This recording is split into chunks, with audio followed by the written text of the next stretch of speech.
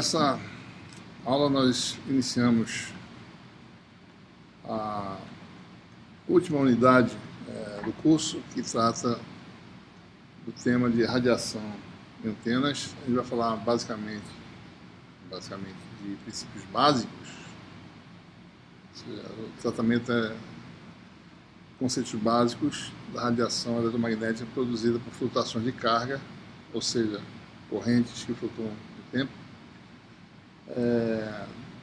Um curso mais detalhado nesse tema é ofertado aqui no Departamento de Eletrônica e Sistemas, na disciplina de antenas, né, disciplina eletiva.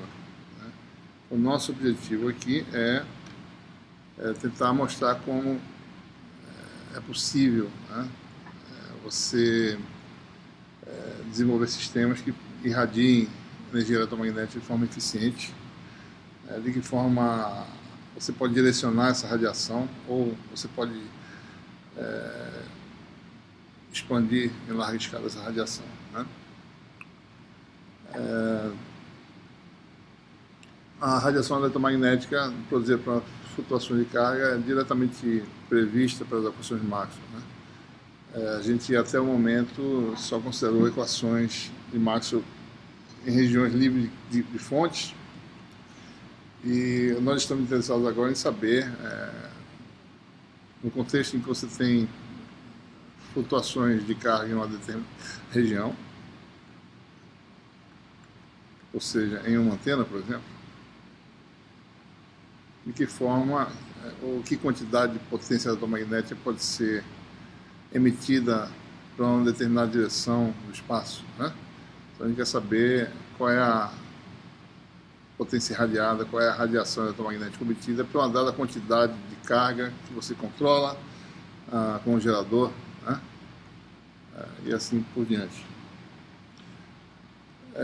Nós deixamos para essa última unidade o tratamento de funções potenciais, algo que a gente fez no caso estático.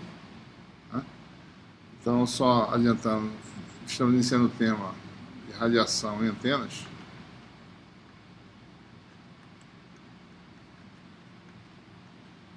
E da mesma forma que a gente fez no caso estático, a conexão entre fonte e campo através de grandezas intermediárias, né, que foram um potencial escalar, no caso elétrico, né?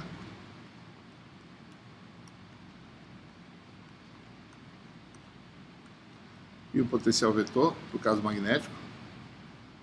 Ou seja, é possível formular o problema resolvendo-se para essas grandezas intermediárias, e a partir dessas grandezas intermediárias, no caso estático, ele mostrou que você podia obter a grandeza final de interesse, no caso elétrico, o campo elétrico, no caso magnético, o vetor, a densidade de fluxo magnético. Então vamos só relembrar rapidamente como é que isso era feito. Né? No caso estático,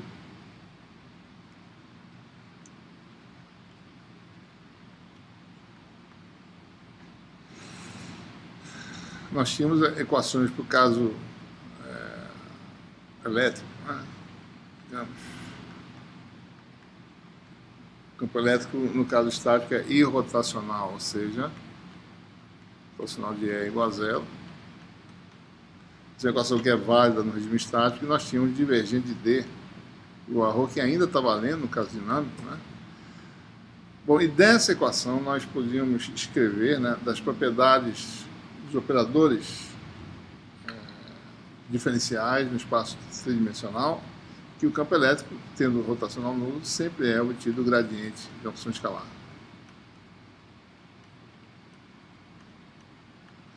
E se você tem um meio linear homogêneo isotrópico, em que D é igual a εE, só é jogar essa equação, essa expressão para E em termos do potencial escalar, jogar nessa equação, você tem então a aplicação divergente do gradiente, o que resulta na equação de Poisson.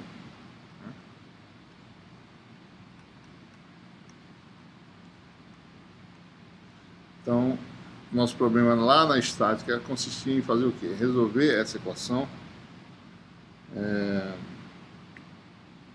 e a partir da solução geral, com as técnicas de solução que nós desenvolvemos, obtenção da grandeza final a partir dessa relação aqui, do campo elétrico, né?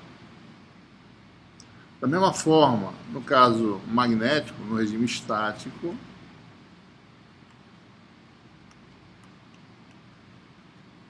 nós temos as equações no regime estático válidas, uma delas válida também no regime dinâmico, que é o divergente de B igual a zero. E no regime estático, a lei circuital de Ampère de forma diferencial, que é a rotacional de H igual a J. Dessa equação, nós tínhamos aquela propriedade em que, se o campo tem divergência nula, ele pode ser obtido do rotacional de um vetor, devido àquela identidade válida, qualquer que seja o vetor A, divergente do rotacional de qualquer vetor, igual a zero. Então, essa equação permitia essa relação, e da relação constitutiva no meio linear do tipo B igual a mh, tinha-se o quê, né? Rotacional de B sobre μ, você teria rotacional de B igual a μ vezes J, e o B, por sua vez, sendo rotacional de A, você teria um rotacional duplo aplicado aqui,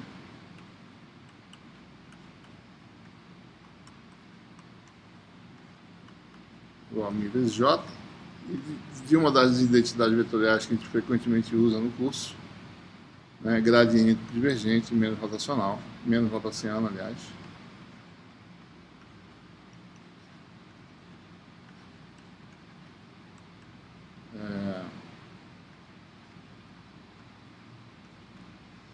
Nós tínhamos aí,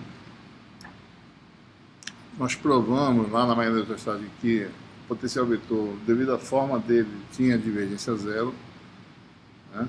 Apesar do que a gente poderia fazer outro tipo de escolha para o divergente, mas ali na máquina eletrostática, naturalmente, o divergente já dava zero, a gente provou isso. Então a equação resultante para o potencial vetor era Laplaciano de A igual a menos μ vezes J. No caso, então nós temos aí os dois potenciais desacoplados, né? Um para você resolver o problema na máquina eletrostática e o outro para resolver o problema na eletrostática, né? Esse é o escalar menos ρ sobre epsilon. Nós resolvemos essas equações também anteriormente para a distribuição de carga, só lembrando, porque a gente vai usar esses conceitos nessa aula, distribuição de carga, né? Elemento dV' localizado no ponto x', e você quer observar o efeito no ponto x, dentro ou fora da distribuição. Estando essa distribuição, né, você tem uma densidade de carga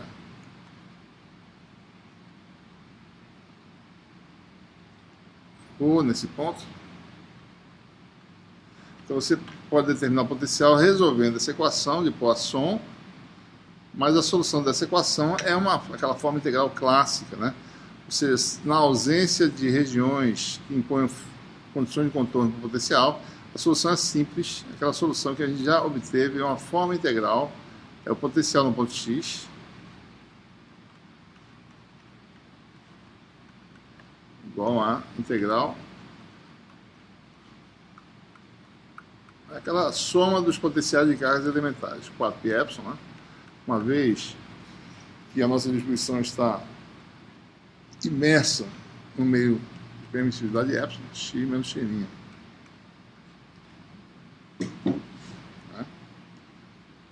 Então, da mesma forma, se você tem uma distribuição de corrente, então essa é a solução da equação de Poisson para uma região aberta, ou seja, uma distribuição de carga numa região aberta, né?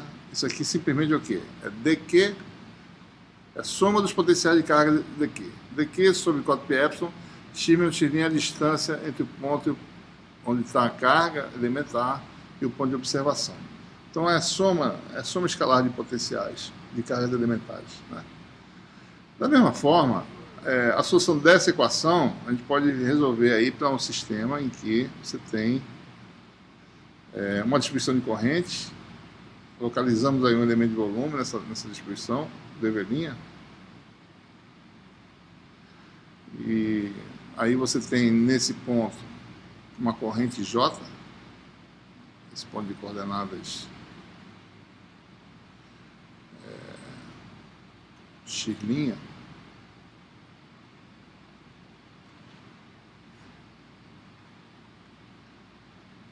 você tem aí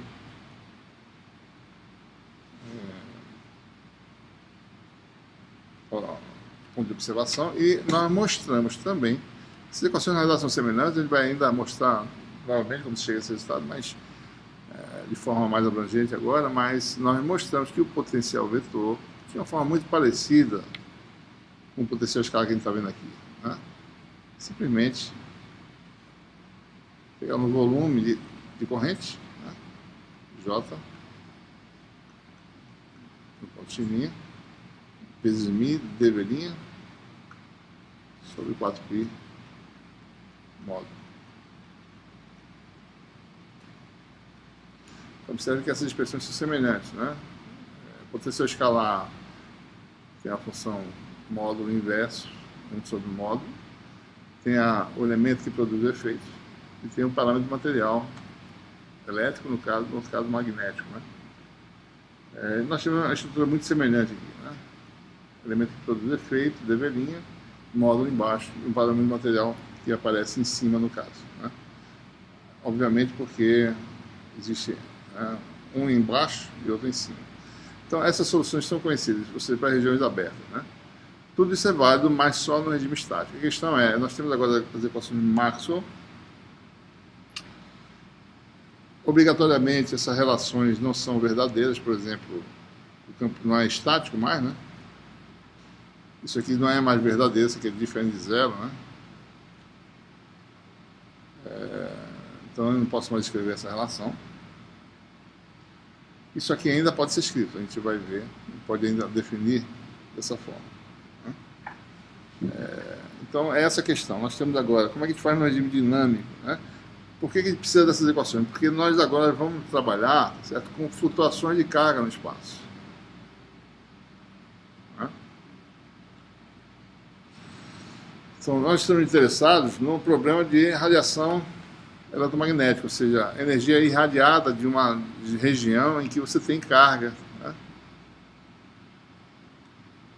Uma carga que varia com o tempo, né? Isso está associado também a variação de carga no tempo, quer dizer, produção de corrente, ou seja, densidade de corrente.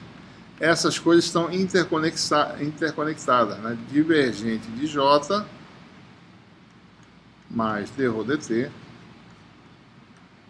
igual a zero. Nós queremos saber como essa perturbação, como essa flutuação de carga, que vai variando no tempo de forma proposital, certo? Ou seja, a gente quer irradiar, né, a informação contida nessas funções, como essa informação se propaga e em que direções, ou em todas as direções, né, no espaço, qual é a natureza dos campos irradiados, de forma que a gente possa depois, em algum lugar remoto, sabendo a natureza dos campos, poder coletá-los de forma eficiente, ou seja, então a gente está falando aqui de antenas, né, essencialmente, certo?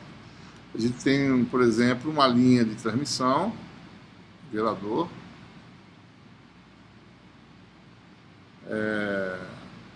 de repente, isso aqui tem uma certa dimensão, né? Eu posso tentar, se eu tenho uma corrente variando, né? Nós sabemos que tem uma onda estacionária, se isso aqui for um circuito aberto, né?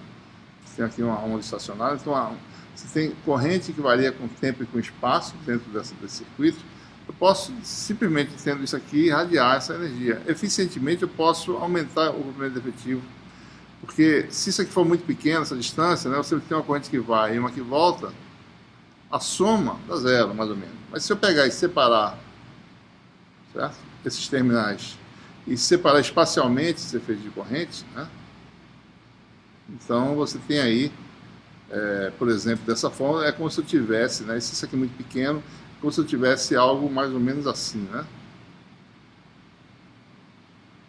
Ou seja, uma região em que a corrente varia com o tempo nesse fio, digamos assim, alimentado por uma linha de transmissão. Então, do ponto de vista mais ou menos esse, uma linha de transmissão É um cabozinho coaxial, praticamente dimensões pequenas, de repente você vem abre os terminais e irradia isso aqui, né? Então nós temos uma antena aí. Certo? Eu posso estar, por exemplo, a minha distribuição de carga pode ser, na realidade, um campo, né? Eu posso reirradiar um campo. Tem um guia de onda. Então, olhando lateralmente, o guia de onda retangular, de repente eu aumento a seção transversal desse guia de onda, faço a minha corneta piramidal, certo? Então o campo vem aqui, eu tento casar essa estrutura com a estrutura aberta e gerar, e saber de que forma essa energia, tá certo, que eu estou canalizando pelo guia de onda vai ser transmitida, né? A gente pode imaginar esse campo como alimentando essa abertura, como tendo correntes e cargas equivalentes, e daí você pode modelar o problema dessa forma, né? Por exemplo, né? E assim sucessivamente. Você pode ter algo assim, né? Uma antena em anel, sabe? E irradiar isso aí. Nós vemos isso na nossa residência, né? Antenas UHF que tem esse tipo de formato em que você irradia. Isso aqui é mais ou menos, parece um dipolo magnético, né? E isso aqui é mais ou menos um dipolo, né, elétrico, né, como se fosse cargas oscilando numa dimensão, digamos assim, né? Existem também situações que você pode fazer com que a sua superfície emissora, onde tem flutuações de carga, tenha mais ou menos a característica planar, né, com um determinado desenho que vai produzir uma certa direcionalidade, né, da sua antena. Ou seja, isso aqui é algo alimentado, né, no substrato de elétrico. Você tem um filme condutor, um material condutor, e você alimenta isso com carga e faz essa carga variar com o tempo e no espaço, e isso vai emitir na direção perpendicular, digamos assim, mais eficientemente, provavelmente, na direção perpendicular à placa. Então, essas antenas mais compactas são introduzidas nos telefones celulares, por exemplo, né? Então, você tem várias possibilidades. A grande questão é como fazer uma geometria de forma que você atinja, ou que tipo de geometria pode ser feita de forma que você atinja determinada eficiência de radiação, uma certa direcionalidade, certo? Então, tudo isso tem a ver com o quê, né? Você sempre tem, nas regiões de emissão, carga e corrente, e essas coisas são amarradas pelo princípio da conservação da carga ou pela equação da continuidade, né? Então, a gente precisa trabalhar agora com as equações de Maxwell não homogêneas. Então, é isso que a gente vai tentar tratar, certo? Muito bem. Então, vamos começar a escrever as equações e tentar analisar de que forma a gente pode determinar, né, o efeito produzido por uma flutuação de carga ou de corrente numa região do espaço.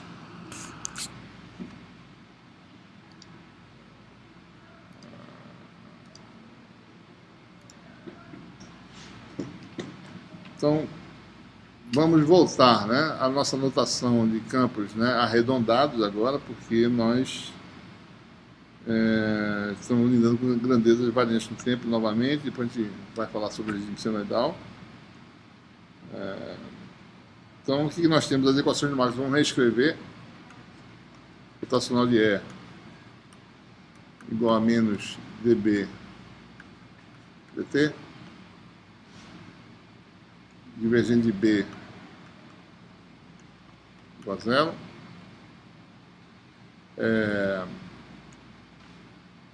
E rotacional de H igual a J mais dd dt. Tem mais uma equação que eu esqueci, que é o divergente de D, né? Vou botar aqui do lado, divergente de D igual a ρ. A gente vai separar essas equações nas equações homogêneas e nas equações não homogêneas. As homogêneas são aquelas que só têm termos nos campos. E as não homogêneas são aquelas que têm, além dessas grandezas, as grandezas de fonte, ou seja, carga, densidade de carga e densidade de corrente. Então, por exemplo, a gente vai escrever assim de forma. A equação para o rotacional de E vai ficar dessa forma.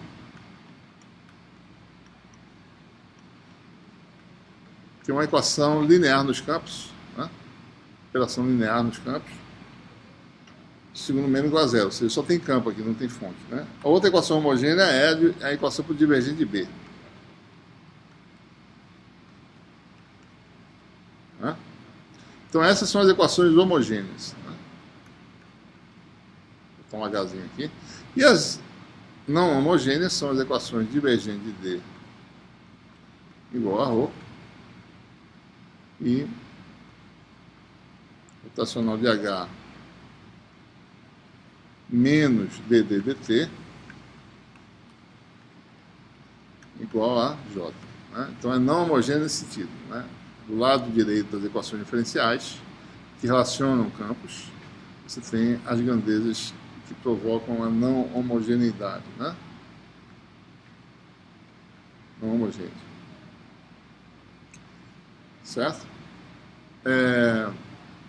Então, dessa equação homogênea, eu posso novamente redefinir uma função potencial, aliás, introduzir uma função potencial, porque o campo tem divergência zero, então eu posso automaticamente dizer que B é do tipo rotacional de um vetor A, variante no tempo, está meio arredondado, né?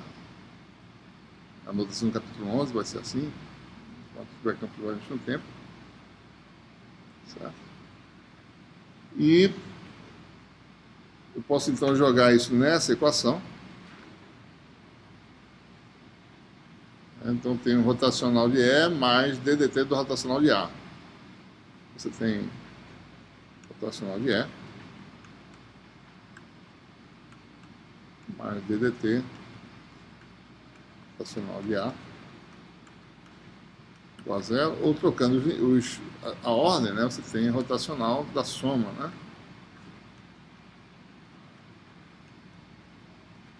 dA dt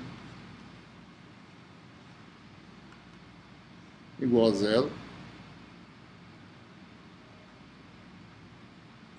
Então, primeiro, introduzindo o potencial vetor, está aqui. Uma vez descobrindo quem é, eu posso calcular o meu campo B. E agora nós temos essa equação aqui, que permite dizer que esse vetor agora, uma vez que o rotacional desse vetor composto aqui é zero, quer dizer que esse vetor é o gradiente da função potencial, e para ficar condizente com o que a gente fez anteriormente, vai chamar isso de menos o gradiente. Né? Então, E mais dA dt menos gradiente da função potencial. Vou mudar a letra para dizer que é a função variante no tempo agora, porque antes a função, a gente usava a função φ, né? Vamos usar a função psi, só para dizer que isso aqui é o próprio φ, mas quando varia no tempo. Né? Então, o campo elétrico vai ser, então, agora um pouco diferente do que era no caso estático. Né? Tem a adição desse termo agora, menos dA dt. Né? Então, é assim que a gente resolveria um problema. Uma vez obtidas as soluções para psi e para A, temos automaticamente a solução para B e, consequentemente, H, né? E para o campo elétrico. Né? Vamos admitir aí que nossa distribuição de carga esteja imersa num meio linear, nossa antena ou nossa distribuição de carga, de flutuações de carga ρ e J, né? Esteja num meio linear homogeneizado, ou seja, permissividade epsilon e permeabilidade μ. Nós sabemos que isso a linearidade, como eu falei lá no capítulo 7, né? Linearidade entre grandezas D e E, né, desse tipo, e B e H, rigorosamente só existe no vácuo. Né? Por quê? Porque nós falamos sobre um conceito chamado dispersão. Dispersão tem conexão com dissipação nos materiais. Né? As coisas são interconectadas. Havendo perdas, absorção eletromagnética, devido às linhas de absorção dos materiais, das moléculas, sempre vai haver defasamento, tá certo? E vai haver a velocidade dependente da frequência, ou seja, o epsilon, eu não posso dizer que D está em fase, né, com o campo elétrico. Então, a função temporal D nunca vai ser um múltiplo do campo elétrico, sempre vai ter um deslocamento no tempo dessas funções.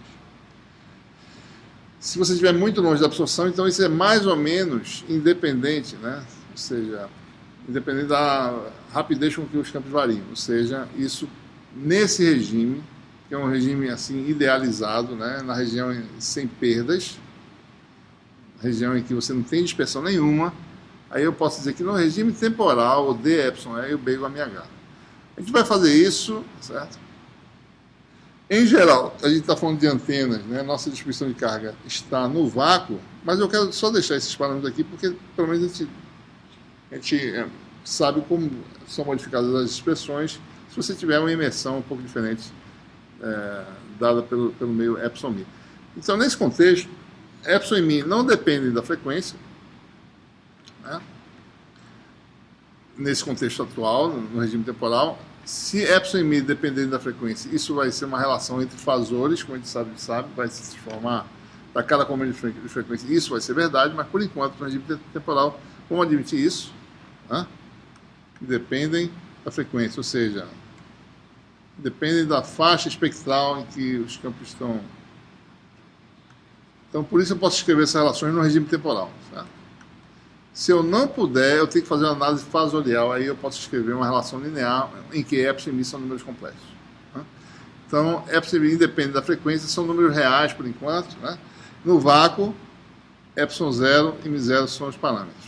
A velocidade de fase, como nós sabemos, é 1 sobre raiz de mi epsilon, né? No meio. Essa velocidade não depende, né, da variação, da rapidez da variação dos campos, nem das flutuações de carga. Essa é a hipótese fundamental. Então, vamos olhar, então, uma vez introduzidos os potenciais,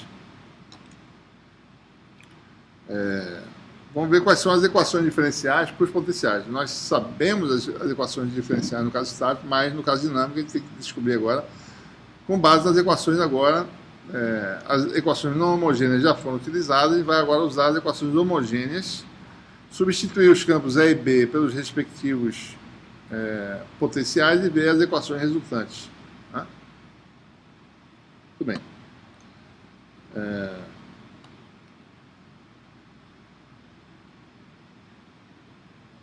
Então, dessa equação divergente de D igual a ρ, né? Desculpe, eu falei ao contrário, né? A gente vai inserir as definições dos campos de termos potenciais nas equações não homogêneas, que a gente usou agora, as equações homogêneas. A gente vai agora para as equações não homogêneas e fazer, ver as equações que a gente vai obter. Então, divergente de igual a ρ, no caso de meio linear homogêneo e isotrópico, isso aqui vai dar, na verdade, isso aqui é a letra redonda, né? Redondo. Esse ρ é um ρ itálico, que a gente vai usar para dizer que ele é função do tempo, ρ reto, né? Esse ρ assim, mais deitado vai ser função temporal, isso aqui é fasor, né? É muito sutil a diferença, mas fica implícito aí se no regime que a gente estiver trabalhando vai descobrir se é temporal ou se é fasor. Então você tem a divergente de E igual a ρ sobre epsilon. Não, se o meio fosse não homogêneo, eu não podia tirar esse epsilon aqui dentro, porque é uma derivada de uma função, mas no caso o epsilon não depende das coordenadas, sai. E a gente joga então a definição do E, né? Que está aqui embaixo. Divergente dessa quantidade.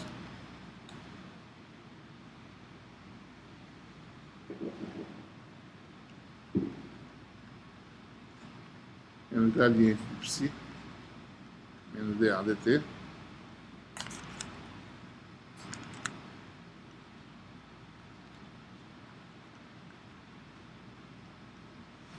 Igual a ρ sobre epsilon.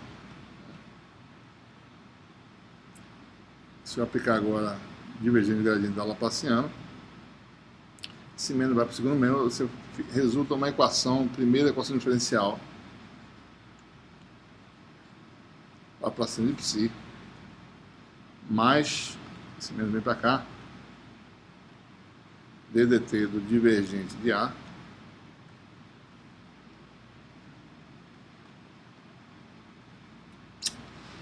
igual a menos ρ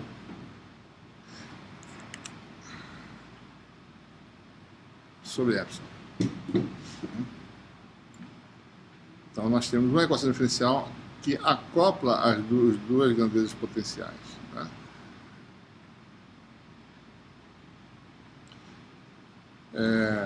Usando a segunda equação não homogênea, que é o rotacional de H, né? Está aqui. A outra equação não homogênea está aqui, certo? Em que H é B sobre μ. E B é rotacional de A. Né? E por sua vez, D igual a epsilon E. E E é expresso em termos dos dois potenciais também. Né? Então nós temos o quê? Rotacional de H. Vou botar o μ do lado de fora aqui. B sobre μ. Menos dd dt, ou seja, menos epsilon dE dt, igual a J. Esse J está muito retinho, né? Vou fazer esse direito. J arredondado. J. Vamos passar um μ para lá, vai ficar rotacional de B. Menos μ epsilon é 1 sobre a velocidade de fase, 1 sobre a velocidade da luz no meio, 1 sobre P2, dE dt. Rotacional de E não, né? Rotacional de B aqui está errado.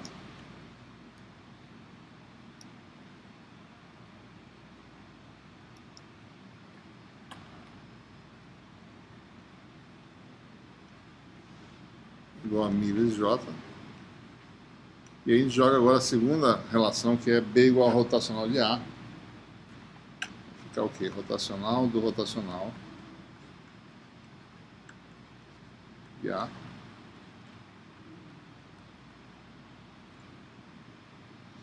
E o E, né? O E também, né? ddt.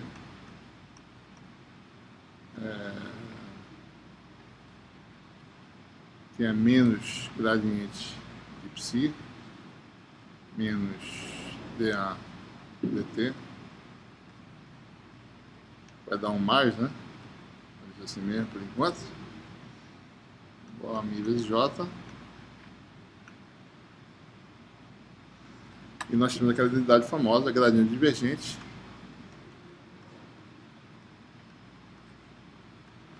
Menos laplaciano.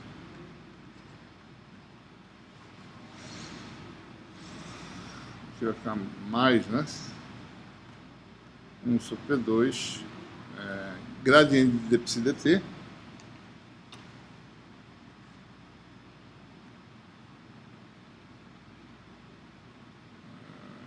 Antes de fazer isso, deixa eu já botar aqui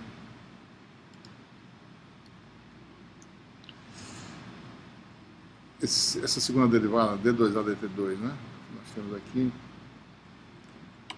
d2a dt2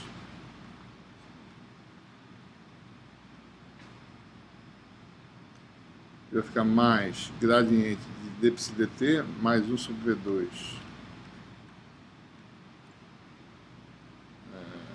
gradiente de dψ dt igual a μ J, né? Então eu vou agora mudar o sinal, todo mundo fica mais, esse aqui vai para mais, esse aqui vai para menos, esse aqui fica menos, esse aqui fica menos e aqui fica menos. Né? Então a gente pode reescrever assim, Laplaciano de A menos, eu tenho um termo, uma estrutura conhecida, né, da equação da onda aqui aparecendo, P2A dt2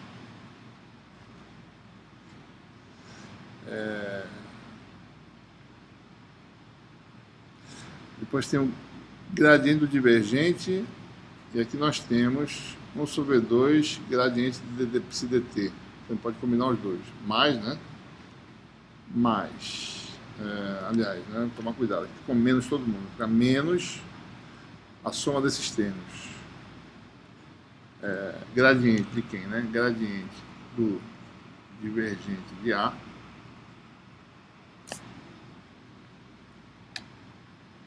Né? Menos e o menos daqui.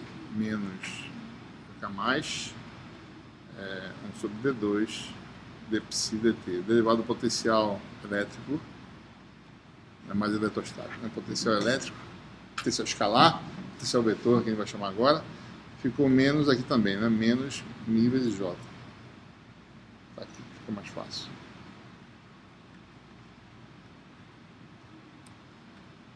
Então nós temos aqui um termo conhecido, né? E outro termo adicional nessa equação. O problema dessas equações é esse, né? Nós temos duas equações diferenciais. A primeira foi essa.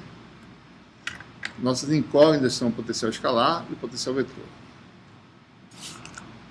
Só que as equações estão acopladas, né? Essa é uma equação diferencial acoplada, duas incógnitas, e tem mais uma equação acoplada aqui embaixo, que é uma outra equação diferencial, né? Uma estrutura conhecida, mas um termo mais ou menos novo, que a gente não tem muita familiaridade, né? Certo?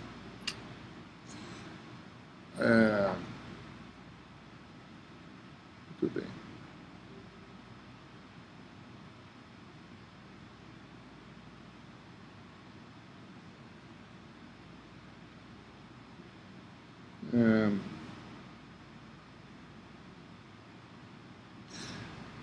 A questão, só fazendo uma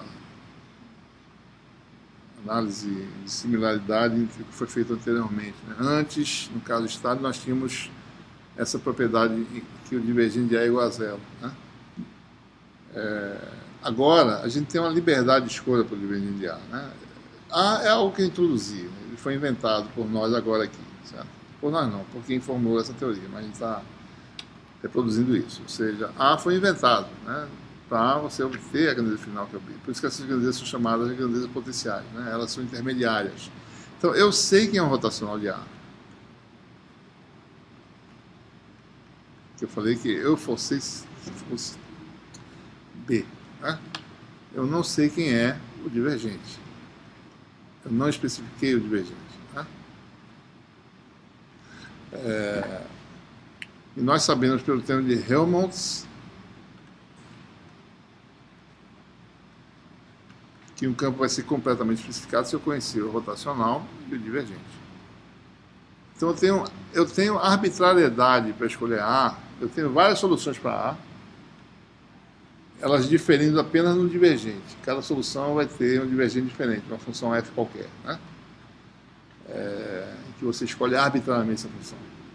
A gente escolhe de forma que nossas equações fiquem mais simples. Por exemplo, uma possível escolha para o divergente de A é uma escolha bem simples. Divergente de A igual a zero, né? Eu posso fazer uma escolha, se eu quiser, divergente de A igual a zero. Essa escolha é possível. Essa é a chamada condição de Coulomb.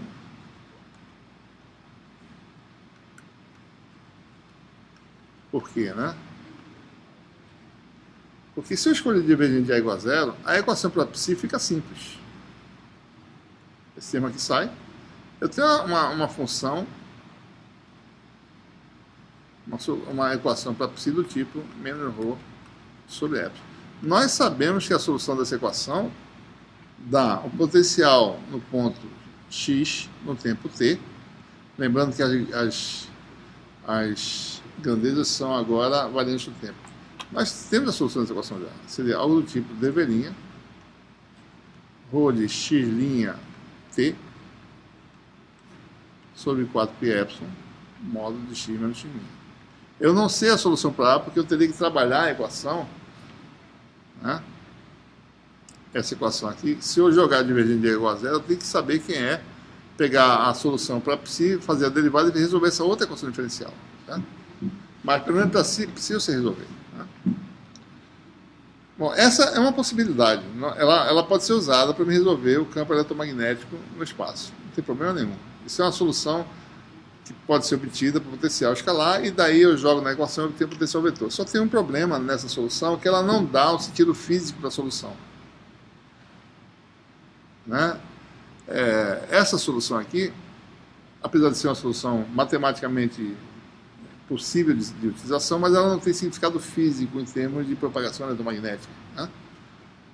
Note que essa expressão mostra que o efeito que seria o potencial num ponto X, devido a uma causa, que é uma fonte remota no ponto X', né, estão amarrados. Mas isso mostra o seguinte: se eu tenho um evento ocorrendo no tempo t, o valor da grandeza é medido no mesmo tempo. Então isso não leva em conta o fato de uma perturbação estar a certa distância do efeito, distância entre as duas coisas R, né, módulo de x menos x', que se eu perturbo alguma coisa aqui no tempo t, o efeito real nós sabemos que vai ocorrer depois de um certo tempo, do tempo de propagação da informação daqui para cá, que a propagação se move com a velocidade da luz no meio. Então, essa formulação em que divergente de A igual a zero fornece uma solução potencial escalar, que é possível, mas não tem um significado físico esperado, né? E a gente fica perdendo o sentimento da solução. Ou seja, um evento aqui instantaneamente é calculado aqui, né? Então é isso que a gente não vai usar essa solução simplesmente por isso, né? Apesar do que ela poderia ser usada em trabalhar as equações e pode chegar numa solução também. Todas as soluções, em qualquer tipo de condição, seja de Coulomb ou outra condição, sempre vão levar o mesmo resultado para os campos A e B. Isso é a diferença. E H também, no caso, né? Os campos, no fundo, eles vão ter o significado físico esperado. Os campos se propagam com velocidade no espaço, como a gente já falou anteriormente. As funcionalidades podem ou não ter significado físico. Com essa escolha, as funções não terão significado físico. Então, a condição de Coulomb, porque é como se o potencial fosse o potencial coulombiano original, né? Instantâneo, tá certo? Uma perturbação do tempo t provoca um efeito no mesmo tempo. Então, a gente não vai usar essa condição para expressar os potenciais. Tá? O que ele vai fazer é usar a condição que desacopla as equações diferenciais por potenciais, chamada condição de Lorentz.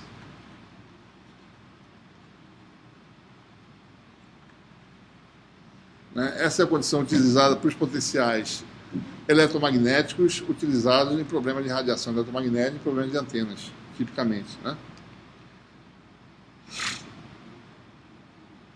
Se na condição de Lorentz, simplesmente a gente examina a equação, o acoplamento principal que ocorre, né? Aqui, você observe que essa equação aqui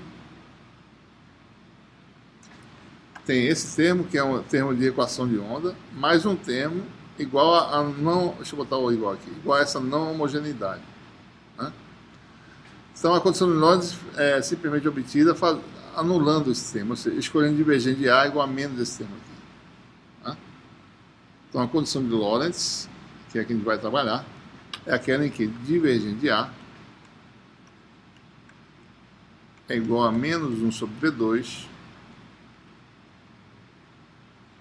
derivada do potencial escalar no tempo, derivada temporal, né? Então, essa é a conhecida condição de Lorentz. Por que ela é interessante? Porque ela vai desacoplar as equações, né? Então, eu tenho essa liberdade de escolha para o divergente. O divergente está escolhido, né? Suponho que eu saiba quem é psi, então o divergente está especificado. Então, não tem nenhum problema, né? Então, você fica então com a equação para o potencial, fica Laplaciano de A. Redondo, né? Eu esqueço disso, mas lembre-se que isso é um campo variante do tempo. Menos 1 sobre V2. D2A dt2 igual a menos μ vezes J. Né? E o potencial escalar fica como? Uma vez que eu escolhi o divergente de A, né, igual a menos 1 sobre V2 dψ dt, é só jogar nessa equação. Nós temos uma outra equação. Isso aqui é dψ dt menos 1 sobre V2. Vai ficar menos aqui. Então nós temos uma equação muito parecida com essa, que é Laplaciano de psi menos 1 sobre V2 derivada primeira vezes derivada primeira derivada segunda igual a menos ρ sobre epsilon. Então, essas são as chamadas equações da onda não homogêneas, né? Isso aqui é a equação da onda, são uma equação mais três aqui, você decompondo componente a componente. Você tem aí não homogênea porque você tem agora a fonte participando do lado direito dessa equação. Observe que se eu resolver uma dessas equações, eu automaticamente posso resolver cada componente dessa equação aqui, né? Uma vez obtida a solução para ψ e para A, eu tenho os campos elétrico e magnético, e aí eu tenho o campo de radiação, qualquer que seja a distribuição em princípio. Tá? Então a gente vai construir a solução paulatinamente, da mesma forma que a gente fez no caso estático, na eletrostática e na magnetostática, a partir de elementos de carga ou elementos de corrente. A gente vai fazer análise para elementos de carga, e com essa análise a gente pode generalizar as soluções para essas duas equações.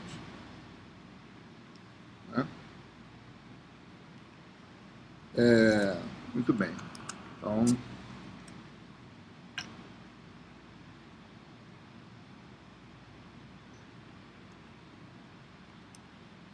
Então vamos lá, solução.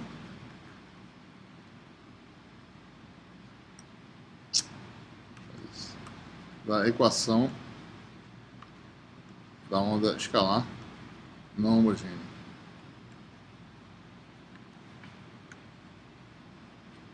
Não escalar. Escalar não homogênea.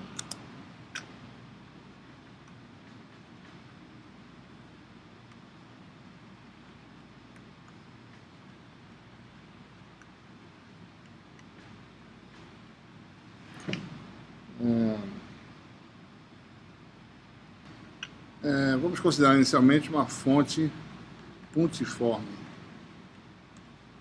Estou falando especificamente, no caso, a equação da onda escalar, a gente está tratando com carga, né? Vamos olhar novamente a equação, que é a equação agora Laplaciana de ψ, equação da onda não homogênea, menos 1 sobre V2 ψ dt2, igual a menos ρ sobre epsilon. Né? Então, a gente quer tratar, no caso, né, de uma carga pontiforme. Né? Então, vou falar dessa forma. Né? Você tem uma carga na origem, você tem coordenadas qualquer.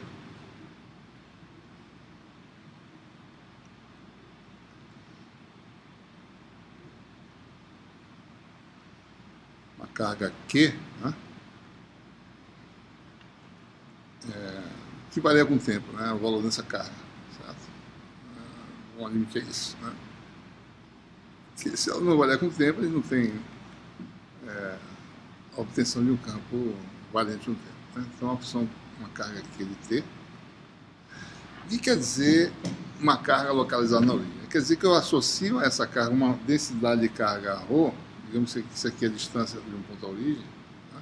Seu problema é que uma carga na origem, a função que a descreve, a função potencial no caso, tem simetria esférica agora, certo?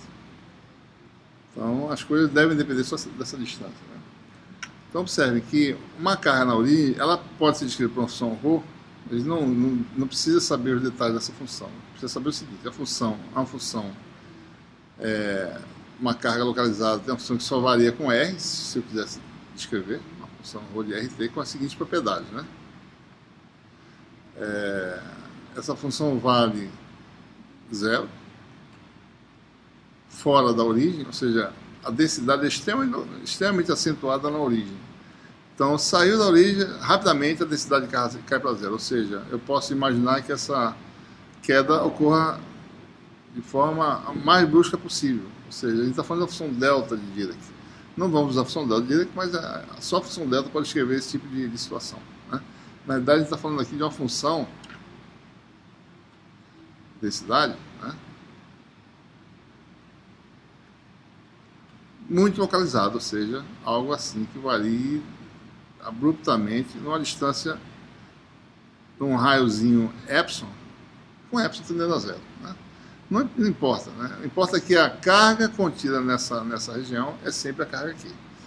Ou seja, então ela tem essa propriedade, saiu da origem, igual a zero, né? E não precisa especificar, mas o que importa, talvez devo tirar esse parênteses, né? Essa função tem essa propriedade aqui, então 2 pontos aí, talvez.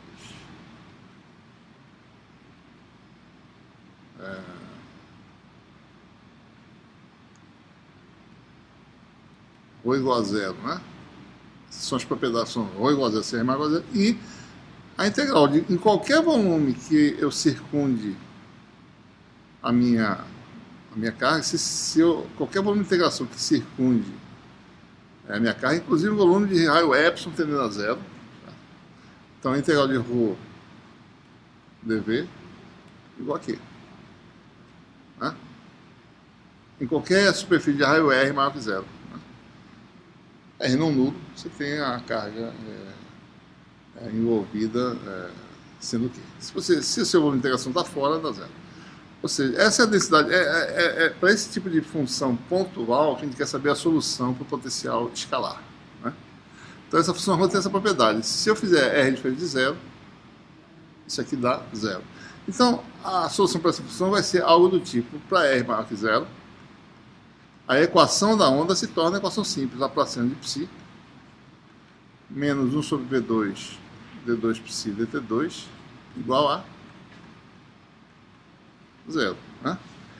Nós sabemos, importante, né, saber que essa função, devido ao jeito da fonte, que é um ponto de carga na origem, essa função só depende de R, né, que é a distância, e do tempo. Isso é algo que a gente já sabe, porque a gente espera que as coisas sejam parecidas com o que foi no regime estático. Né? Então essa função é uma função de R, né, do tempo. Então a gente pode mexer no Laplaciano e olhar como é que ele... o Laplaciano de psi, que é uma função que só depende de R, né?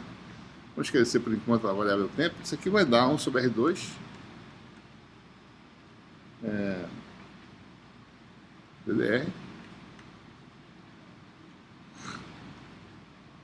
R2, dψ, dr. Então, a parte espacial dessa equação teria essa estrutura aqui. Né? Antes de prosseguir, seria interessante observar uma outra forma de expressar esse operador. Né? Vamos expandir isso aqui, essa derivada. Né? Isso aqui dá 1 sobre R2 DDR. Vamos fazer... Aliás, DDR. Vamos fazer a derivada desse produto. Né? Vai dar... Derivada de R2 dá 2R. dψdr. Mais R2 derivada segunda. Né?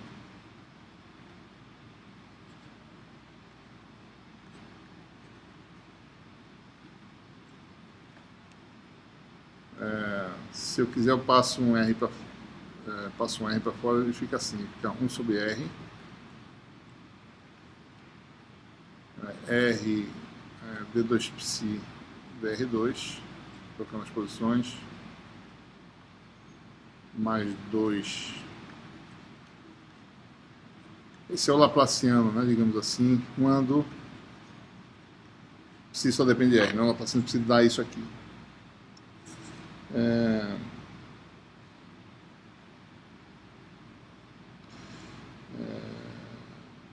Vamos considerar agora, só para a gente mostrar a motivação do que a gente vai fazer, é muito baseado nessa outra forma de expressar o Laplaciano. Essa operação, 1 sobre R, derivada segunda, e R precisa dar o mesmo resultado. Se eu fizer isso aqui, eu tenho 1 sobre R DDR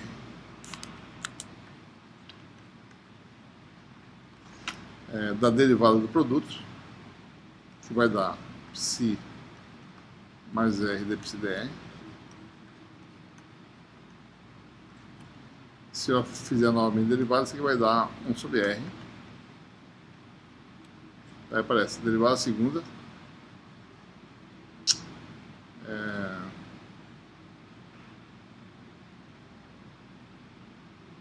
derivada primeira, aliás, né? dψdr, né?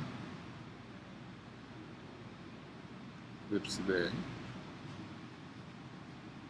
mais derivada do produto, esse com a derivada desse, mais a derivada desse, esse com a derivada desse, mais a derivada desse vezes esse, né? Derivada desse dá 1, então vai ficar dψdr, vai ser reproduzido, então vai dar um 2 aqui, mais r, derivada segunda de psi, d2psi dr2, ou seja, né? Essa estrutura tem um 2 dψdr, é idêntica, né? Tem um 2, então R, e aqui está o R de 2 φ dr2, né? Então, Laplaciano de φ para uma função radial pode ser escrito dessa forma aqui. Laplaciano de psi é a derivada segunda, no caso de uma função que só depende de R, do produto R psi. Então, a equação da onda, no caso, né, de uma fonte pontual, a equação da onda não homogênea, mas fora da origem, é uma equação homogênea. Daria o quê, né? 1 sobre R ddr, d2dr2, né? R psi menos 1 sobre V2 psi, derivada segunda, no caso, no tempo, igual a zero. E isso nos motiva a definir aqui uma nova função. A função R psi, vamos chamar disso de uma nova função. Vamos chamar isso aqui, R psi, como sendo uma função do tipo f, como se vale algum tempo também, f de duas variáveis, né? R e t. E com isso, eu tenho aqui, eu obtenho psi, né? Psi igual a 1 sobre R, f de RT. Né? Então nós temos o que, né? Se eu jogar isso nessa equação, então tem derivada segunda de f,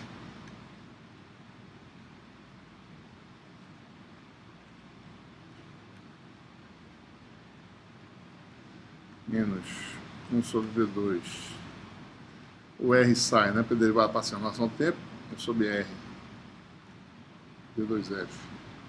Olha, esse aqui é derivada parcial, né? Só lembrando, esse aqui eu estou fazendo total, mas está errado, né? A gente estava falando parcial por causa das variáveis espaciais, mas tem uma outra variável que é a variável temporal e eu não devia usar. A gente está falando em todas essas derivadas, a derivada em relação a R é parcial, né? Então, só para a gente não fazer as coisas erradas aqui, certo? D2F dr2, D2F dt2 igual a zero. E aí você tem esse 1 sobre R, né? Está fora da origem, né? Cancela. Então você tem o resultado da função f. A função f, nós temos a equação do tipo derivada segunda.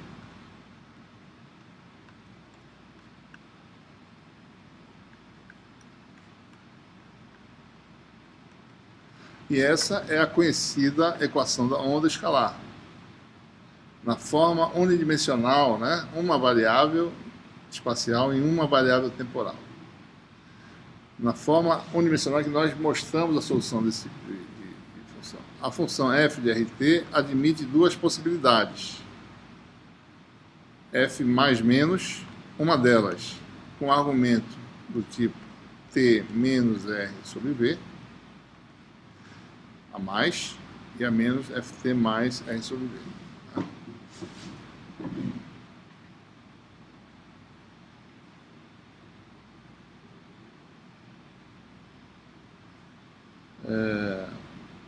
Então, observe, né? Essa onda F+,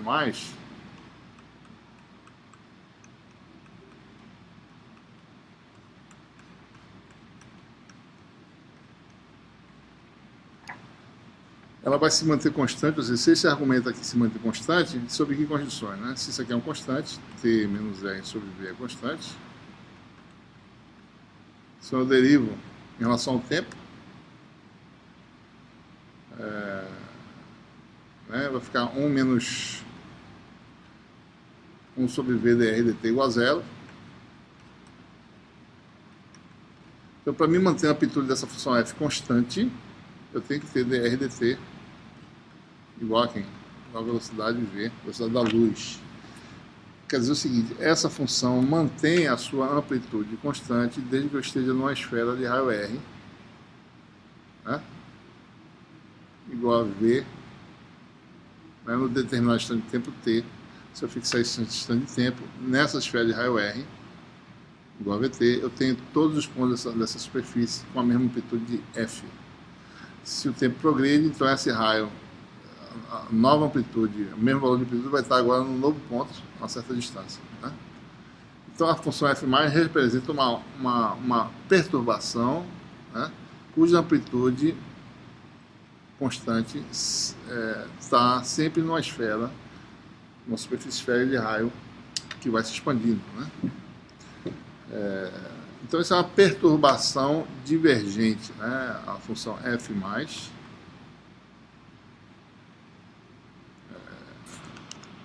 que é do tipo, né, f de t menos r sobre v. No caso que a gente analisou anteriormente, nós tínhamos um sistema de coordenadas cartesianas, está falando esférica, então a gente vai a partir da origem e vai expandindo essa perturbação, uma perturbação divergente, né? Ela diverge da origem. A outra solução é possível também, né? A solução f+, f menos no caso.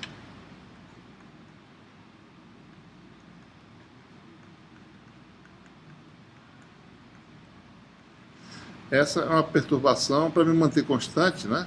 T mais R sobre V igual a K. Eu faço de novo aquela derivada, eu tenho então dr dt igual a menos V. Então nós temos aí, para me manter, se eu estou em um determinado ponto do espaço, em que f é constante, eu tenho que me mover para a origem com a velocidade v, de forma que eu mantenha a mesma amplitude, né? Com a velocidade dr dt em que r diminui com o tempo, né, para me manter sempre a mesma amplitude. Então essa solução seria uma perturbação convergente para a origem, né?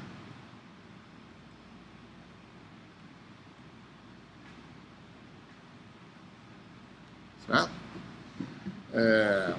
Essas soluções são fisicamente realizáveis em geral, mas a perturbação convergente ela tem que ter uma causa em algum lugar, né? Essa causa não existe no nosso problema.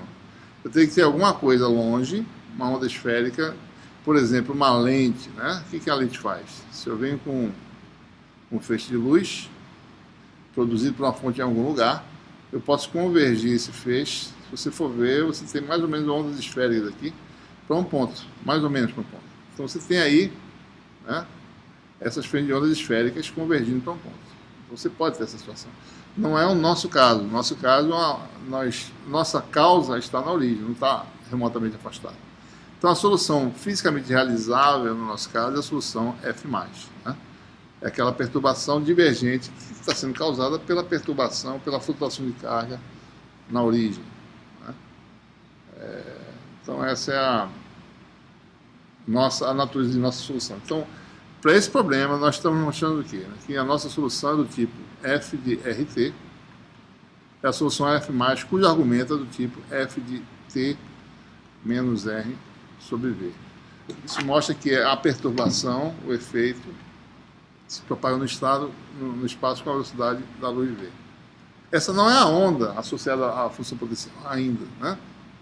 A função potencial, por sua vez, obtida dessa solução é do tipo f de t menos r sobre v sobre r, né? A amplitude vai diminuindo com a distância r, né? Mas a fase que está mais ou menos contida nessa função, vou falar em fase, digamos assim, né, ela se mantém fixa quando esse argumento está constante, né? Essa, por sua vez, é chamada, é a conhecida solução da equação da onda, chamada de a onda esférica divergente. Onda esférica é toda aquela perturbação que tem um argumento desse tipo e a variação no espaço do tipo 1 sobre R. A gente vai ver adiante que a variação de ondas com 1 sobre R, do tipo onda esférica, são necessárias para a conservação da potência eletromagnética, né? Uma vez que potência vai com quadrado de amplitude, né? Certo? O quadrado de amplitude que seria 1 sobre R2, e a área da esfera aumenta com R2, então o fluxo de potência se mantém constante. Então daí a necessidade de você sempre ter um termo dominante, como a gente vai ver nos casos que a gente vai trabalhar, sempre do tipo 1 sobre R, né? Então isso aqui é uma onda esférica divergente. Divergente a partir da origem, né? Se tivesse usado outra solução, nós teríamos uma onda esférica convergente para a origem, né?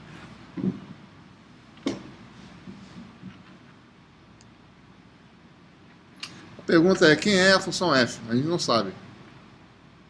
No caso, por exemplo, que a gente analisou em problemas anteriores, em que problemas de propagação eletromagnética em regiões livres de fontes, a amplitude nunca era conhecida, né? A amplitude dos campos. Agora a gente vai ter que saber que é essa amplitude, uma vez que nós temos a fonte produzindo os campos. É isso que a gente precisa fazer agora, tá? Então, vamos olhar agora para a equação lá, original, né? A equação da onda é essa, né? Voltando para cá, eu agora tenho a solução dela, tem a forma de F. Essa é a equação da onda.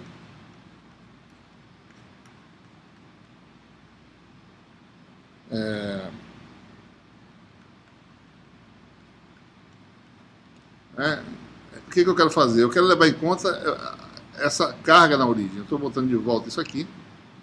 Eu quero integrar em torno da origem. Vou fazer uma integração. Deixa eu aumentar um pouco.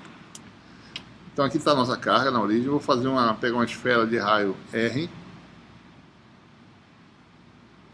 em torno da origem e vou integrar essa equação nesse volume, certo?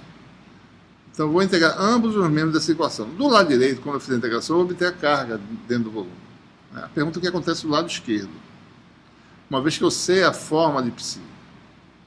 Então vamos botar agora variáveis linha aqui, porque vai ser variáveis de integração.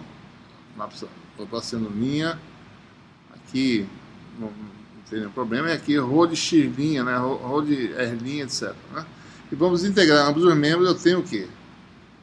Integral, né, na região r' menor ou igual a r, ou seja, no volume esférico dessa função, dv' laplaciano, né, laplaciano de psi de r', no caso, né, menos 1 sobre v2, v2 psi dt2,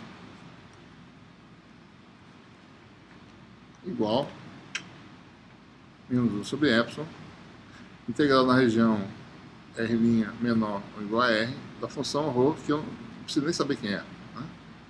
dv'. O que eu sei é que essa integral dá a carga, né? Quem são esses parâmetros aí, né? dv' é o elemento de integração em esféricas.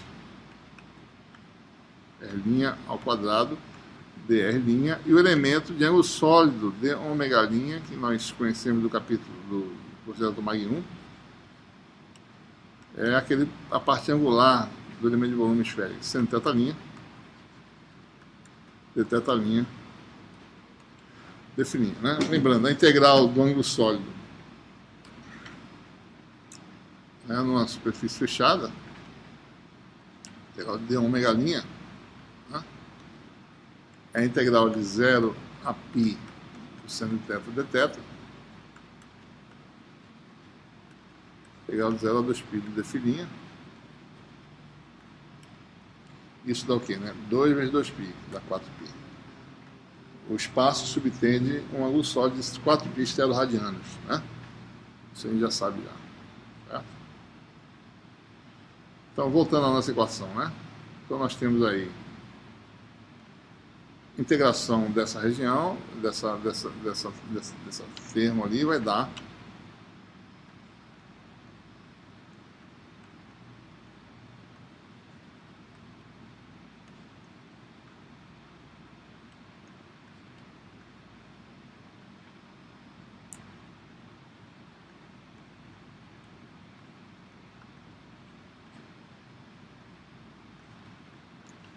igual a menos Q, né, no tempo t, Q de t, sobre epsilon.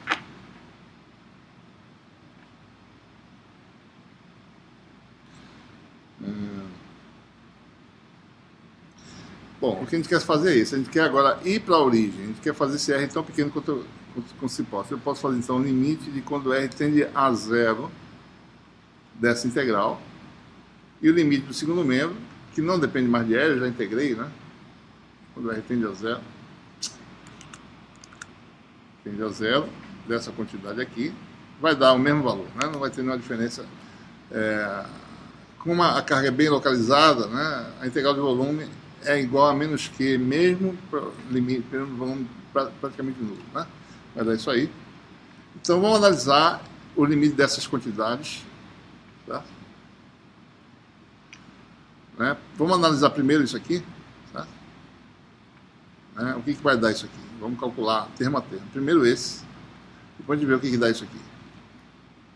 Então vamos esquecer do sinal. Então limite de quando R tende a zero dessa quantidade de... Vou tirar o V2 aqui também, vai ser D2 psi dt2, que é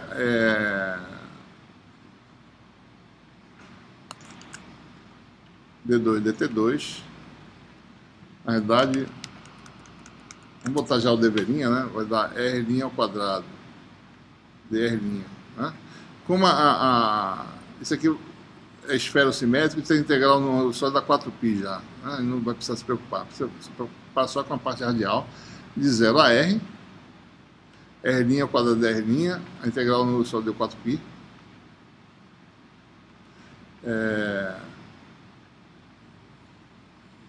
Psi está aparecendo aqui, né? É 1 sobre R', né? Derivada segunda no tempo da função f, né? Vai dar d2f dt2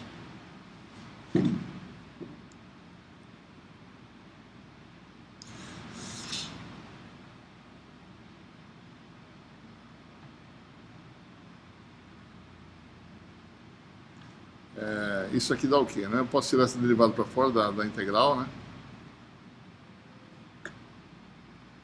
Isso aqui vai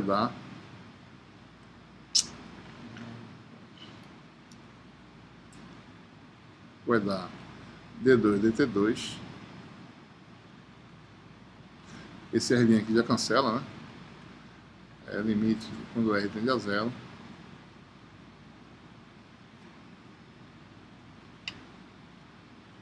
Derivada segunda saiu, então ficou integral de 0 a R, né?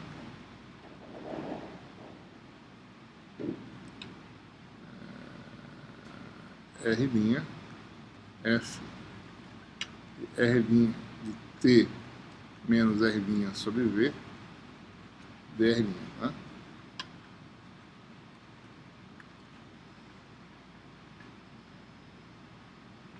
Olha, isso aqui quando eu posso botar R' igual a zero no limite, fica simplesmente D2f dt2. Posso já fazer R igual a zero no limite, né? Não tem nenhum problema. R' vai dar praticamente na origem, vai dar zero. Então você fica com derivada segunda d2f dt2, derivada total. Integral de R dr dá R2 sobre 2 e o limite de quando se tende a zero de R2 sobre 2, obviamente isso aqui vai dar zero, né? Então esse segundo termo no limite em que R tende a zero, isso aqui não vai fazer parte da nossa formulação, isso aqui não existe, né? Vou botar ele aqui. Segundo termo deu um termo finito, agora resta saber o que é isso aqui.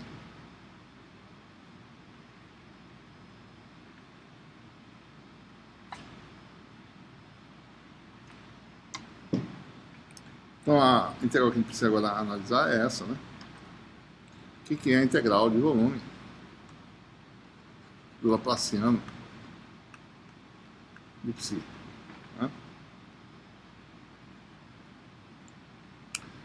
Lembre-se, Laplaciano de psi é quem? É divergente do gradiente de psi, né? Então nós temos aí integral de volume na região R' menor do que R. Depois a gente faz o limite, mas vamos fazer essa integral de dv' divergente do vetor gradiente de psi, que antigamente isso nada mais era que menos do campo elétrico, né? Agora não, gradiente linha aqui no caso, certo? Teorema de Gauss, né? Integral do divergente é o fluxo para fora da superfície de raio R' igual a R, né? Você tem uma esfera, então, de raio R, circundando a origem. Então, eu calculo integral na superfície de volume até essa superfície. Então, eu tenho aí, pelo teorema de Gauss, o fluxo desse vetor aqui. Esse vetor vai ter o elemento de área, né? ds', que no caso é chamado de ds mesmo, que é R2, que é o raio R, né? d ômega', que é a variável de integração, a R, que é para o exterior, a R' porque as variáveis angulares são variáveis, quer dizer, tornam a R' variável. Então isso aqui vai dar ds escalar, né? Tem que botar linha na realidade, porque o AR é variável, né? Apesar do módulo não ser. Escalar esse vetor gradiente de psi.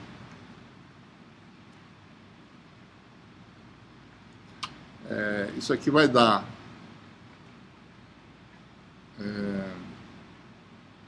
observe que isso aqui não depende, isso aqui dá AR, né? D psi dr, né? E com esse AR aqui vai dar 1, né? A redinha escalar não. Isso aqui é derivada primeira. Então isso aqui vai dar 4π, né? Que é integral só na variável angular agora. R2, que é o raio dessa esfera, d psi dr. Tá?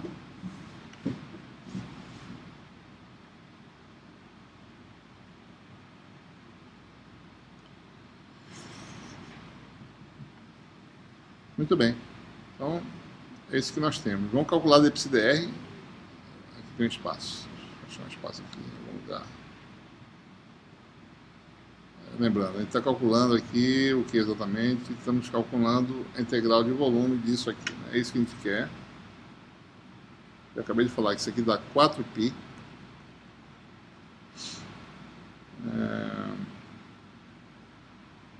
R2. Depois eu calculo o limite, né? Então essa integral dá 4π R2 d psi dr. Vamos calcular isso aí, certo? E depois de calcular isso, a gente calcula o limite finalmente. 4π R2 d psi dr. Então vamos calcular isso para cá. Eu vou apagar tudo, depois a gente retoma. Vocês podem retroceder o vídeo e ver exatamente, né, como recuperar essas fórmulas aí. Vamos apagar tudo aqui.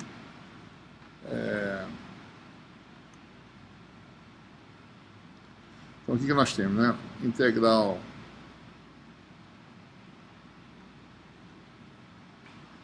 na região R' menor do que R, né? Isso que a gente acabou de mostrar. dv' laplaciano de psi é igual a 1 sobre R2 d psi dr.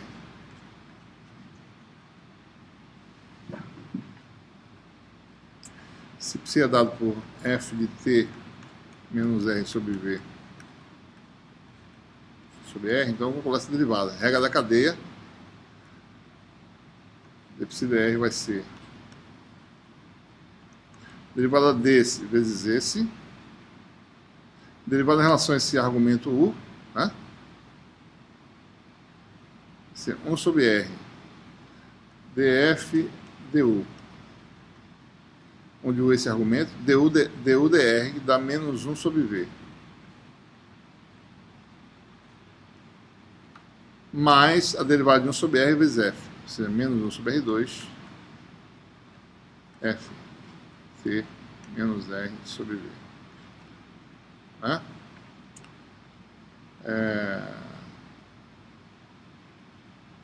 Então, isso aqui não...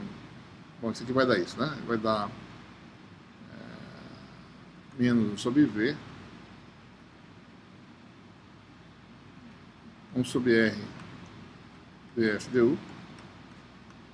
Não importa que derivada é essa, vai ter um valor bem comportado, fisicamente realizável, né? A função finita, não tem nenhum problema. E aqui você tem um outro termo que é menos 1 sobre R2 f de t menos r sobre v.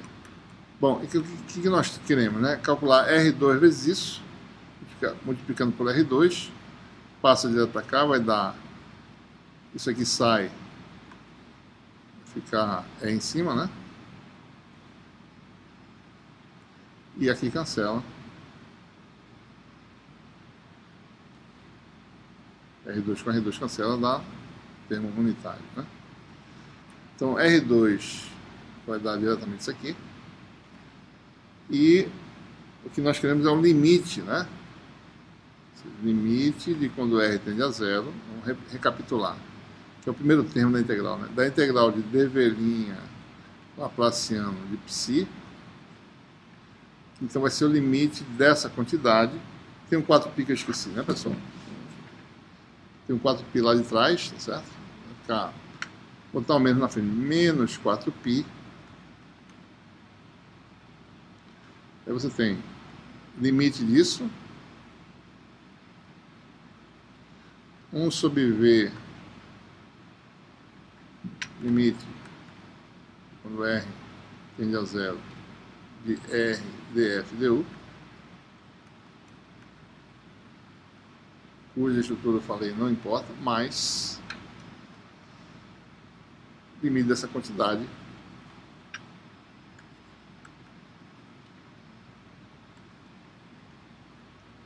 da função f de t menos r sobre v. Então isso essencialmente é o limite do Laplaciano, né, da integral do Laplaciano, vai dar isso. Ora, esse limite aqui vai para zero porque r vai para zero, primeiro termo, né?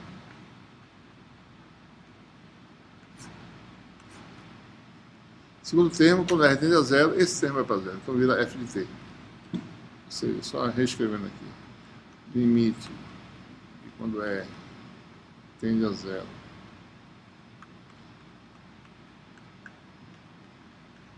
existe e vale f de t. Certo? Então é isso que nós temos na nossa equação homogênea, né? Recupere aí o que nós tínhamos anteriormente. Então nós temos, tem um 4π na frente, né? Então, isso aqui vai dar o que, essencialmente, né? Opa, volto para cá. Isso aqui vai dar menos 4π f de t. Então, esse é o balanço da equação diferencial. O lado esquerdo da equação diferencial dá isso, que foi o processo emite. E o lado direito deu o quê? Menos q de t sobre epsilon. Tá? Então, descobrimos quem é a função f. A função f simplesmente é q de t sobre 4π epsilon. Essa é a nossa incógnita. Quem é a função f em relação à carga pontiforme da origem? O que quer dizer isso? Bom, se f de t é dado por isso, quer dizer que f de t menos r sobre v é q de t menos r sobre v sobre 4π epsilon. E aí nós temos a solução para o potencial de uma carga pontiforme. Né? Então, o potencial variante no tempo de uma carga pontiforme na origem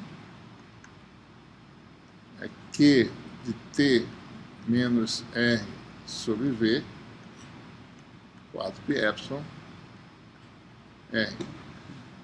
É muito parecido, né, com o potencial eletrostático com o efeito da propagação finita. Então, uma carga pontiforme na origem produz um potencial escalar no espaço, retardado, né, de um tempo que é deslocado de R sobre V. Um evento que acontece em T igual a zero na origem só vai ser sentido no tempo T igual a R sobre V no ponto a uma distância R da origem. Ou seja, uma perturbação de carga, uma variação da carga no tempo T, nesse ponto a distância R, só vai ser percebida depois de chamar de T1, no tempo T1 mais R sobre V. Você precisa desse tempo, né? T1 mais R sobre V até o tempo de chegar a perturbação aqui, para você sentir o efeito. Ou seja, é por isso que essas soluções são soluções chamadas de potenciais retardados. Eles têm significado físico. Lembre-se que no gauge de Coulomb, ou melhor, na condição de Coulomb, a gente obteve aquela solução instantânea, né, para o potencial. Obteve a solução instantânea. Poderia ser utilizada, né, o potencial vetorial seria diferente, mas essa solução ela tem um significado físico, né, diretamente relacionado ao fato de uma perturbação eletromagnética se propagar no espaço com a velocidade da luz. Então, essa é a essência, né, dessa formulação. Ou seja, achar a solução para uma carga putiforme. Né?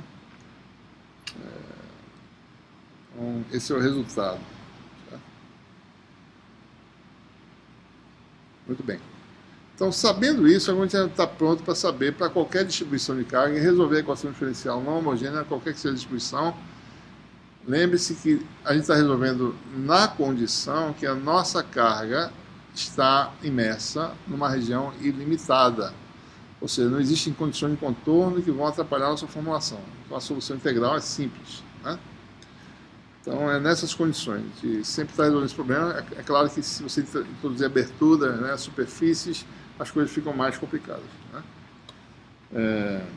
Então, vamos lá. A solução agora geral.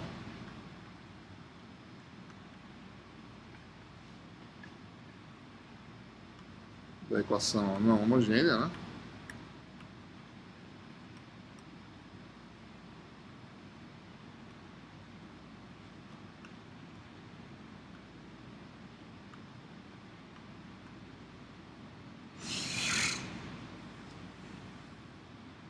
Para cargas de corrente distribuída, ou seja, a gente quer resolver aquelas duas equações agora, em geral.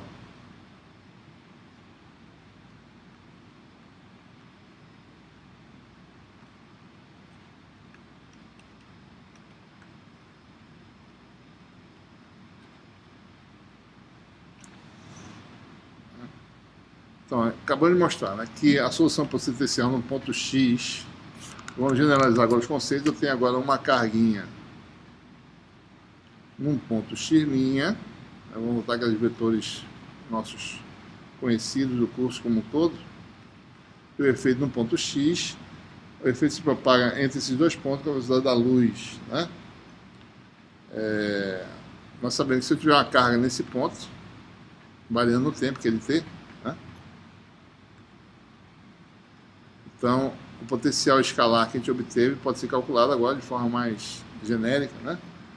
Que ele T, calculado no tempo T, o que? Menos R, que é módulo de X menos X' sobre V, sobre 4π.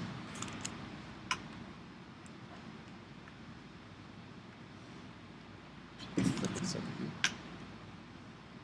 4π epsilon, né? R, que é X menos X'. Bom, isso é uma carga putiforme. E se você tiver um conjunto de cargas formando um conjunto de cargas discretas, ou mais especificamente uma distribuição de carga, né? É isso que a gente quer saber. Né? A solução da equação não homogênea, que você tem a carga num elemento de volume no ponto X', e o efeito produzido num ponto X,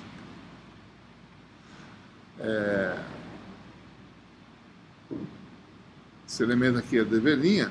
Ora, a carga no instante de tempo t nesse ponto é quem? dq de t igual a densidade de carga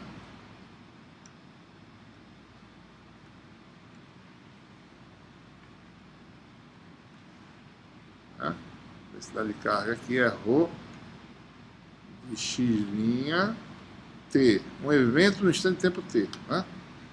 Isso aqui vai dar o quê? Rho x' t dv'. Né? Potencial, essa cargazinha, ainda temos superposição, tá? Produz um efeito de psi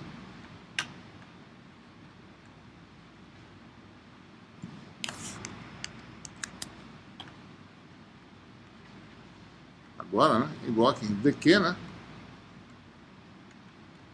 Vamos chamar esse tempo, vamos introduzir um parâmetro aqui que vai ser importante para não ficar botando esse argumento toda vez. O tempo retardado t' é dado por t menos x menos x', que é o r, né? Sobre a velocidade de propagação no meio, que é v. Então vamos sempre usar esse t'. Então toda a grandeza do potencial no ponto x, ele vai ser o quê? Vai ser calculado com a carga Q no tempo retardado, dq de t', né? Sobre 4π x menos x'.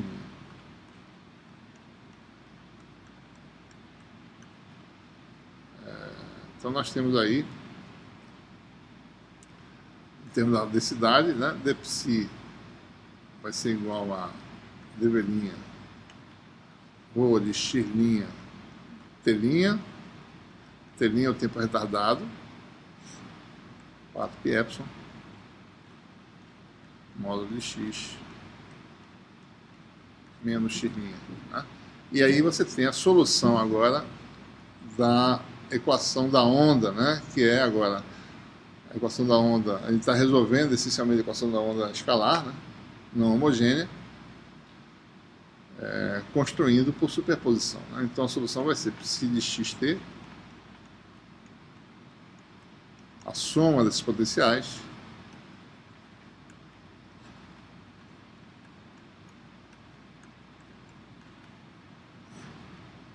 π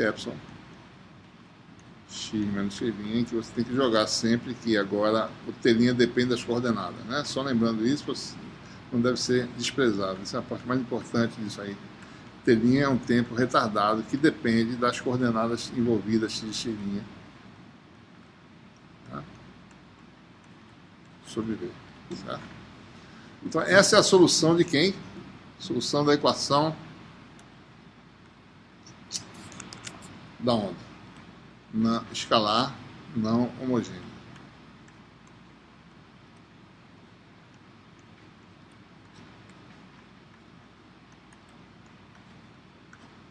No meio ilimitado, a solução da equação da onda não homogênea é essa integral, muito parecida com o caso estático, só que agora a gente sabe que as perturbações demoram algum tempo para chegar no outro ponto do espaço, né? Muito bem. E a equação vetorial potencial vetor, como é que fica, né? Então, potencial vetor, a equação é semelhante, mesma estrutura, né? Ou seja, a estrutura da equação para o potencial vetor é algo assim, né? Laplaciano de A menos 1 sobre V2 D2A, redondinho, né? dt2 igual a menos mi j, né? Então é Laplaciano de A menos 1 sobre V2 D2 dt2 de A igual a menos mi vezes j. Qual a solução dessa equação? A gente faz o quê? A gente... Sabe, esse quadro está pequeno. Agora não é pequeno, porque eu estou no meio do quadro. Vamos para cá. Esse pedacinho. Né? Olha, Laplaciano de A pode ser escrito assim. Soma de I igual a x até z, né? X, y, z. 3 valores de AI. Porque isso aqui é a x, a y, z, Laplaciano escalar da função escalar AI. Né? E j pode ser escrito como soma de I igual a x até z. E aí, JI.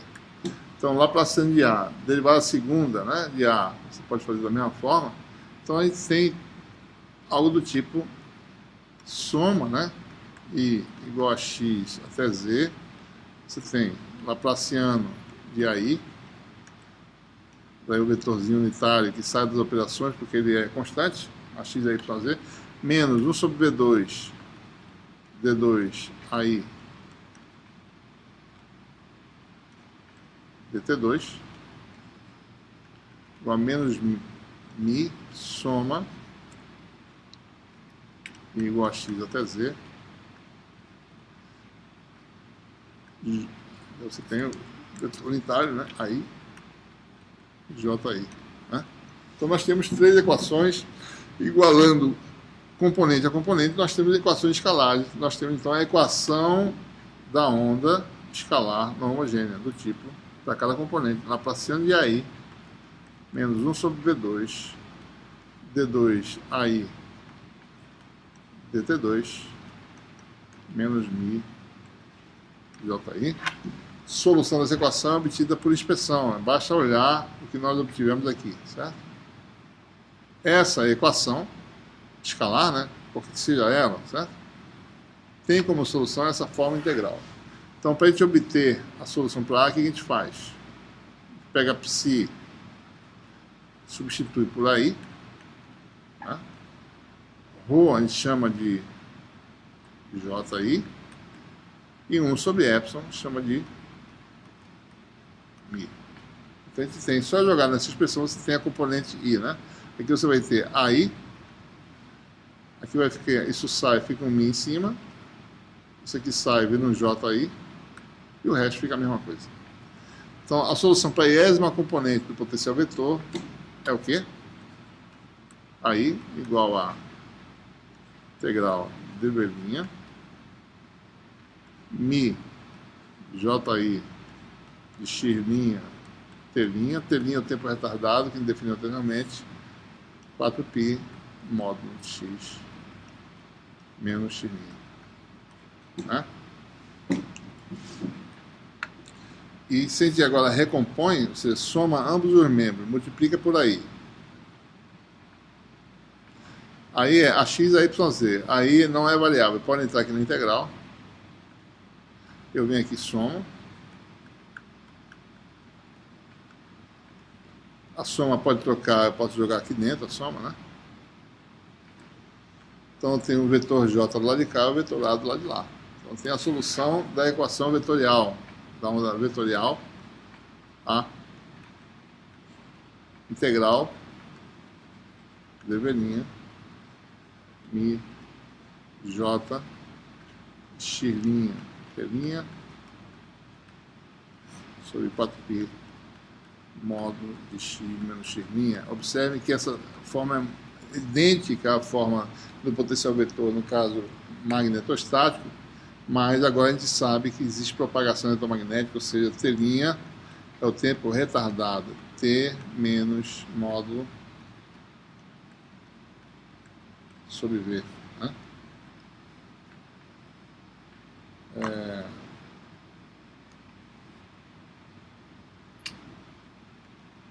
Então essas são soluções para os potenciais, né? E uma vez obtidas essas soluções para algumas configurações de carga e corrente, nós podemos obter os campos. Observe que na realidade basta calcular o potencial vetor, por exemplo, né? Principalmente no regime fasorial, quando a gente vai ver alguns exemplos depois. Não precisa usar, a gente vai mostrar alguns exemplos em que a gente calcula os dois potenciais, só para mostrar para vocês que as coisas realmente funcionam adequadamente. Mas observem que uma vez calculado o potencial vetor de uma dada distribuição de corrente, você descobre essa distribuição de corrente, se quiser, né? Então, descoberto o potencial vetor, o que nós fazemos, né?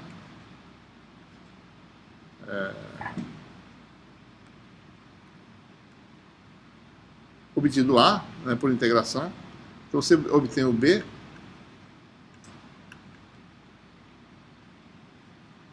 funcional de A, e eu posso obter, né, conhecida a condição inicial, o campo elétrico, né?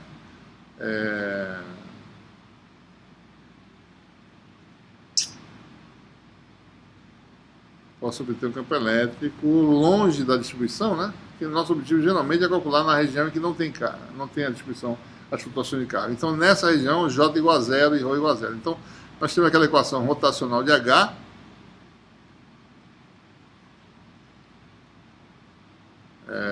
igual a J, que vai ser zero na região de interesse. Você quer calcular o campo mais dt, mais epsilon dE dt. E, em princípio, eu tenho a derivada do campo, eu posso integrar isso aqui, H igual a B sobre μ, eu tenho dE dt. Em princípio, eu poderia calcular assim, né? H igual a B sobre μ epsilon, né? Ou seja, V ao quadrado, né? Rotacional de B.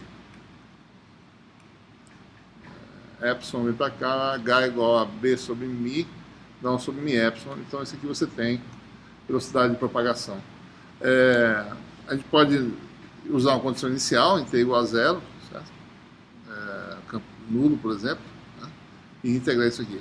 Obviamente, no regime fasorial fica ainda mais fácil, né? Isso aqui se transforma em j ômega epsilon, né? Então, não vai ser problema nenhum. A gente vai mostrar os exemplos. A gente vai mostrar como calcular diretamente, né? A gente calcula o psi e calcula o A, daí a gente vai calcular para uma situação específica e depois a gente vai, a partir daí você tem o campo elétrico diretamente, menos gradiente de psi, menos dA dt, e B já calculado mais rapidamente igual ao rotacional de A. Certo? Ficamos por aqui nessa aula.